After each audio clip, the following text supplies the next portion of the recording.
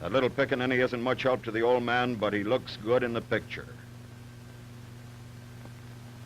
This fellow showed us what would happen if he sat 1 inch off balance in this little 10-pound canoe. But he could climb into that canoe over the gunwale 100 times without capsizing it. That's quite a stunt. There wasn't a member of our party that could sit in that canoe and paddle it 1 minute without capsizing it. The men on the small islands are known as saltwater men, and they're more so because they have come more in contact with the trader. All the small islands are protected by rock walls. These walls serve two purposes. They protect the inhabitants from the raids of the cannibals and headhunters from the other islands, and they also protect them from the storms. Life in the Western Pacific is pretty much a case of the survival of the fittest. The boys are diving here for trinkets and tobacco cans, but they dive in the same manner for the clamshell, which is used in making the shell money, the medium of exchange of the Solomon Islands. This clamshell money is not a coin, it's an ornament, but it's highly valued by all the tribes. Most of the tribes are too lazy to make it. The men on these small islands never go to the mainland. They're afraid of the bush cannibals. But once a week they send the women over with the fish they catch in these fish traps and shell money to trade with the bush cannibals for vegetables and fruits, things they are unable to produce on the small islands. The bush cannibals declare this truce once a week. The women set sail on a trading expedition. We followed to see what would happen, and as it happens so often in life, nothing happened. The bush cannibals came out of the interior, the men carrying nothing, the women heavily laden. And they met the women coming over from the small islands. Now we're going to show you the Solomon Island cannibals. You'll notice that he looks cleaner and more intelligent.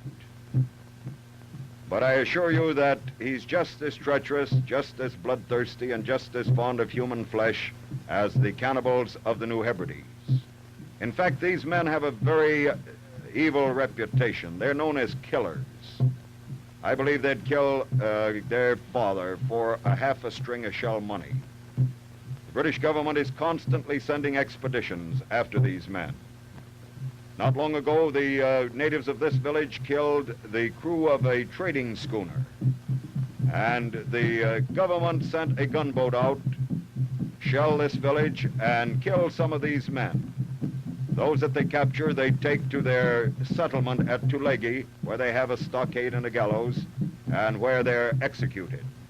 It's very possible that some of the very men you see in this picture have been either killed or captured.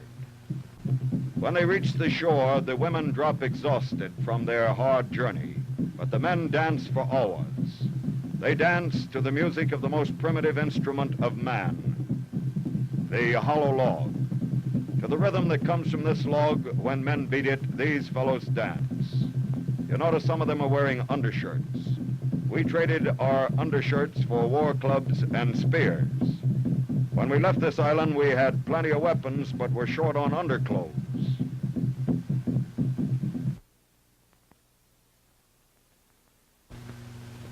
Now we'll take you over and give you a glimpse of Tulagi, the headquarters of the British in the Solomons. Just a handful of British and a number of native guards populate this small settlement.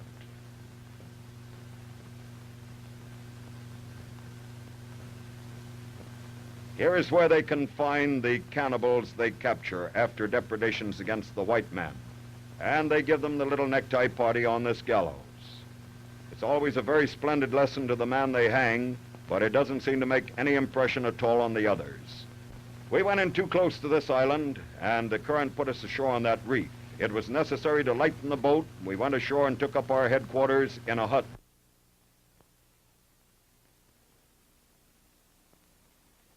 This sacred bush turkey is a very ambitious bird.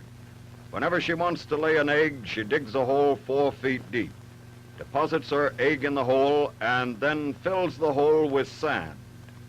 The heat of the sand hatches the egg, and the little chick is forced to make its way up through 4 feet of sand to the surface. It emerges fully feathered and glances around, locates the jungle, and flies away almost immediately. It receives no care at all from the parent birds.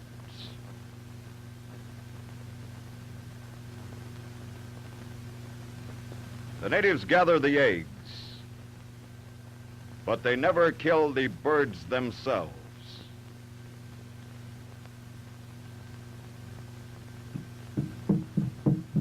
We soon ran out of presents after going ashore on this island, and the men became very surly and sullen. They got off at the jungle's edge and glared at us. When we saw these fellows coming in from other islands and other parts of this island dressed in their war paint and carrying their weapons and putting on these dances, we knew what it was all about. We had been among cannibals long enough to know that this meant that we should get that boat off the reef and get our things aboard and set sail. We got our things aboard and took some shots with a telephoto lens of these dances, and then were on our way. We'd a great deal rather have them say, "There they go," than "Don't they look natural?" We're going to take you down to the islands inhabited by the headhunters. The headhunter does not eat the flesh of the human, but he does gather the heads of his enemies to present to his god, the Uri-Uri. Our first view of the headhunters showed them shooting fish, literally shooting fish. Then the cannibal, he has a higher mentality, that of a 6 or 8-year-old child. He keeps himself in splendid physical condition. They bind their ankles loosely and are able to go up these trees like a monkey on a stick. Only a man in splendid physical condition can perform this stunt. Or they run up the trees in this fashion, with their ankles unbound. The coconut tree is a very valuable plant in the South Seas. I doubt very much if the natives could exist 5 years without it. The fronds of the palm furnish coverings for their huts. The natives eat the meat of the coconut and drink the milk. And coconut fiber has hundreds of uses. For everything that we use, wires, screws, pins, tacks, paste, nails, they use coconut fiber.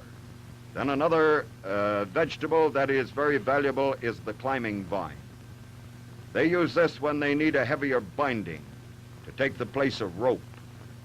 And 2 men with several loops of this vine can go to the top of the tallest tree, no matter how large the tree is in diameter.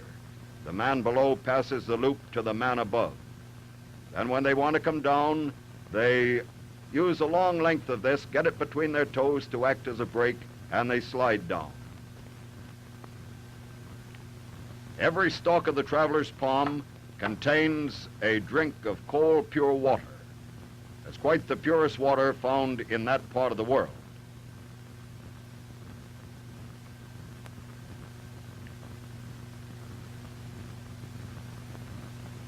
They make fire, as do many primitive races, by rubbing hard and soft wood together.